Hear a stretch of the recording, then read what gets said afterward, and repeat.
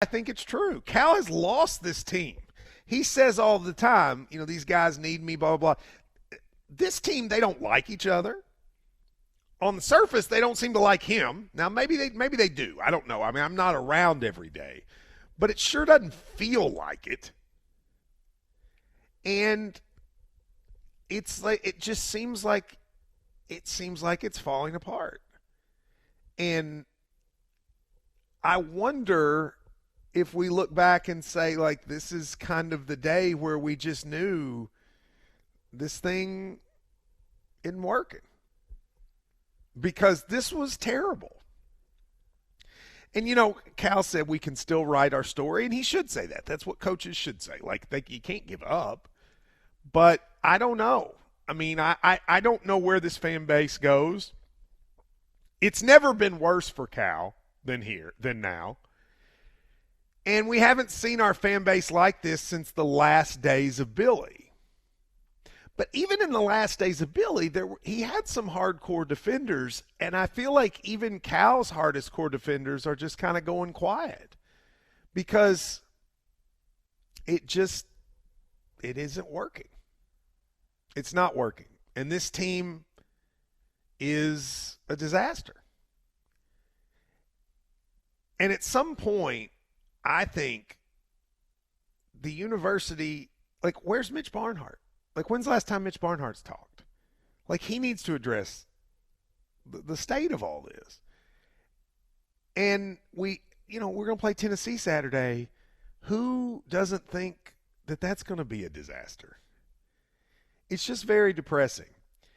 And I guess I'll finish with this. And I'm going to do what we did the other day. I'm going to let you guys talk. I mean, part of it is because I'm almost at a loss for words to know what to say. It feels like breaking down the game is so stupid because we lost to South Carolina and we got lost by, 20 – or no, we lost by 30 basically to Alabama.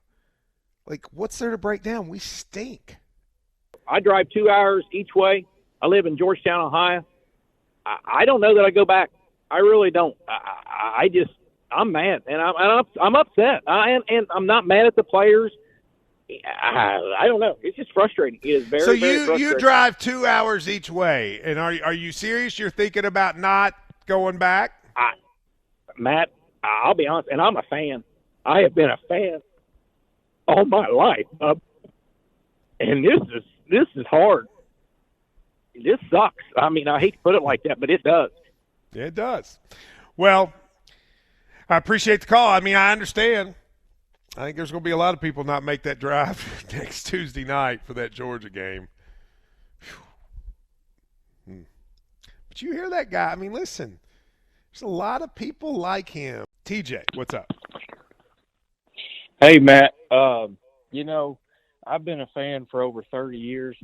And obviously, outside of the important things in life, God, family, country, Kentucky basketball is all I got. And I'm not the only one who feels that way. And in the past couple of years, our native Kentuckians have gone through hell and back with tornadoes and floods and deaths and COVID. And now we have to go through this. This is, to some people, including myself, and maybe even you, Kentucky basketball is what you look for through the week. You had a hard day at work, but you know what? It's okay. Kentucky plays on a Tuesday night. Kentucky plays tomorrow. It's a Friday. They play Saturday at 1 o'clock. But now I don't even look forward to watching it, man. The game came on tonight at 7. I'm always there in my seat at 7 o'clock, at 9 o'clock, at 1 o'clock. But tonight I didn't even rush to get to my seat. And I'm thankful I didn't because when I turned it on, it was like 15-2. But something's got to change because Kentucky basketball means everything to a lot of people, and we've already been through hell, and now we got to go through it again. Appreciate the call. I mean, those are strong words, but I understand. I mean, he's very right about the way that people look forward to games. And I don't, and that to me is what's been the saddest about all this, is just sensing that kind of, well, here we go again. Here we go again. And I'll just note, if we don't make the tournament this year, How many times in Kentucky's history has it had a 3-year run like worst record in school history, lose to St. Peter's, don't make the tournament? I'm not sure. I mean, I guess what? When we went on probation? That's probably it.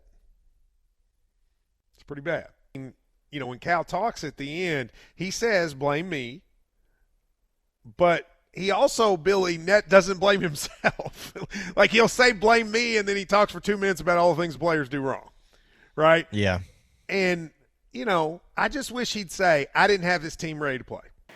That stick with these kids. If you want to get on me, that's fine. That's, you know, I'm the coach. If we weren't ready to play, then I got to look at me and say, well, why, where were we mentally? Like, what in the world? I mean, there were things that, like, you want to shake your head, but listen, I'm coaching the team. I just had to keep being positive. We can do this. Let's go. And we had our chances. It would have been, I would have liked to have won the game, but we didn't deserve to win it. But let's try to steal one anyway. That's what that would have been. Last one, so I can go do this radio. If Coach Cal left, like all the other, the recruits, the next year recruits would go with him. So What difference does that make if the recruits go with him? Like, if they come here to Kentucky, like, it's still going to be the same shit. So, I'm sorry. Okay, we can't cuss. I'm sorry. Can't cuss, Tracy. I'm sorry. Yes, I understand what you're saying, and you're not wrong. I mean, what's the difference?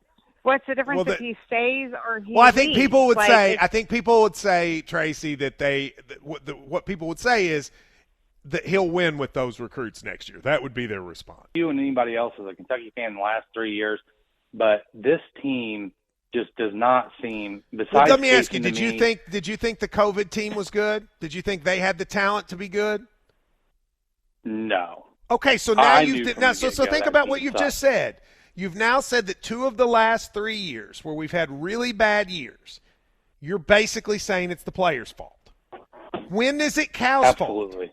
When is it Cal's fault? And isn't Cal the one that put this team together? Yeah. No, I 100% agree with you. As far as the accountability, I think that's important.